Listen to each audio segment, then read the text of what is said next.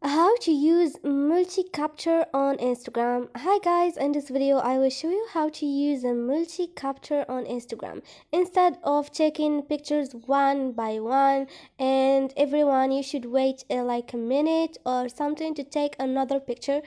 Now it's so easy and quick. All you need to do is go to your Instagram, go to your story and click on camera.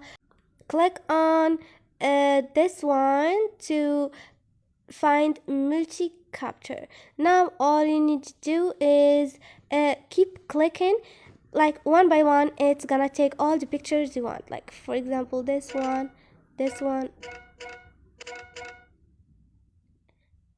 and if you are done, they're gonna show you the list of the picture you took, and you can delete everyone. You can delete the picture you don't want, the picture not good, and edit those 7, or now edit those pictures you choose and post them on your story. And this is it. So this is it guys. Hope this video was helpful to you, and if you liked the video don't forget to subscribe and like.